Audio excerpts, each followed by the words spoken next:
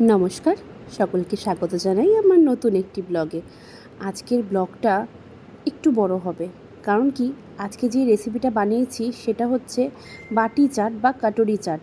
এই রেসিপিটা ডিটেলসে একটু শেখানো প্রয়োজন, না হলে একটু যদি গড়বড় হয়ে যায়, কোনো মাপে যদি গণ্ডগোল হয়, তাহলে এই রেসিপিটা পারফেক্টলি হবে না।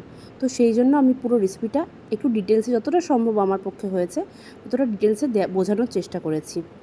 তো সবাই দেখতেই পাচ্ছ আমার স্ক্রিনে আমি কাটুরি চাট বা বাটি চাট বলতে পারো, যেটা কিনা বাটির শেপে করা, তার মধ্যে বিভিন্ন রকম জিনিসপত্র দিয়ে চাট বানানো হয়েছে।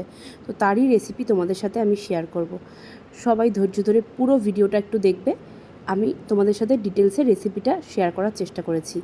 আর যদি মনে করো তোমরা ভালো লেগেছে, তো অবশ্যই তোমরা বানাবে এবং আমাকে জানাবে কেমন লাগলো। প্রথমেই ময়দার মধ্যে আমি একটু জোয়ান, নুন, মিষ্টি, ঘি দিয়ে ভালো করে ময়াম দিয়ে রেখেছি। তারপরে অল্প অল্প করে জল দিয়ে ভালো করে মেখে নিয়েছি। এটা মাখতে গেলে খুব ভালো করে ধীরে ধীরে খুব ধৈর্য ধরে মাখতে হবে। একবারেই বেশি করে জল দিলে মাপটা বোঝা যাবে না। এটা তাই জন্য আমি অল্প অল্প জল দিয়ে মাখা হয়েছে। আমার যেহেতু পরিমাণটা বেশি ছিল, ওই জন্য দুটো ভাগে ভাগ করে নিয়ে মাখা হয়েছে। এই মাখাটা খুব বেশি শক্তও হবে না, আবার বেশি নরমও হবে না। এমন মাখা হবে যেন হাত দিলে যেন উঠে না যায়। তারপরেই পালা হচ্ছে কাটুরি বানানোর, যেটা ময়দার এই লেয়ারটা দিয়ে ভালো করে রুটির মতন বেলে তারপরে ভালো করে বাটির মধ্যে বসে, বাটির চারিদিকে তেল তো অবশ্যই দেবেন, নাহলে লেগে থাকবে, নামতে চাইবে না। তারপরে ভালো করে ফুটো করতে হবে। ফুটো করার কারণ হচ্ছে, যদি আমরা এমনি বসিয়ে দিই তাহলে ফুলে উঠবে। ফুলে উঠলে কিন্তু আমাদের এই বাটির শেপটা ঠিক মতন হবে না।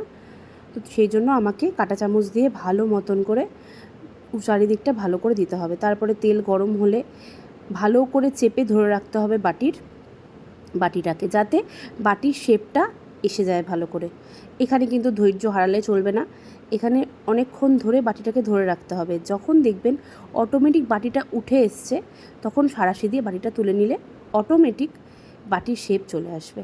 তো আমি ডিটেলসে আর দেখালাম না, একটাই দেখালাম, আপনারা আশা করি বুঝে গেছেন। আর যদি না বোঝেন তাহলে আবার ভালো করে ভিডিওটি প্রথম থেকে দেখবেন। তারপরেই চানা, মটর এবং ছোলা সিদ্ধ এবং আলু সিদ্ধ ভালো মতন করা হয়ে গেছে। এটা আপনারা কাঁচাও ব্যবহার করতে পারেন, কিন্তু আমি একটু আমার মতন রেসিপি কুক করেছি। আমি একটুখানি ভালো করে সটে করে নিয়েছি। তার মধ্যে আমি তেলের মধ্যে জিরে, পেঁয়াজ এগুলো দিয়ে ভালো করে ভাজা করেছি। একটু টমেটোও তারপর দিয়েছি। তো এগুলো সব ভালো করে ভাজা হয়ে যাওয়ার পর আমি সব ছোলা, মটর এবং চানা মশলা যে সিদ্ধ করে রাখা আছে, সেই সিদ্ধটাকে ভালো করে নাড়াচাড়া করে নাড়িয়ে নিয়েছি।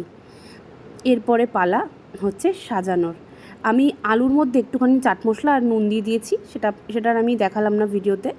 তো প্রথমেই আমি আলুটাকে দিলাম। তারপরে আপনি মটরটাকে ভালো করে দিলাম, পরিমাণ মতন যতটা প্রয়োজন মটরটাকে দিলাম ভালো করে। আপনারা চাইলে একসাথে মেখেও করতে পারেন কাজটা, কিন্তু এটা আমি দোকানের স্টাইলেই করার চেষ্টা করেছি, তাই জন্য আলাদা আলাদা করে দিয়েছি। তারপর পেঁয়াজ কুচি, একদম ছোটো ছোটো করে পেঁয়াজ কুচি। তারপরে হচ্ছে পেঁয়াজ কুচির পর হচ্ছে টমেটো কুচি দিয়েছি একটু, একদম ছোটো ছোটো করে কাটা। আপনাদের যতটা খেতে চান সেরকমভাবে দেবেন। আপনারা চাইলে লঙ্কা কুচিও দিতে পারেন। আমার বাড়িতে সবাই খুব একটা ঝাল খায় না, ওই জন্য আমি লঙ্কা কুচিটা স্কিপ করেছি।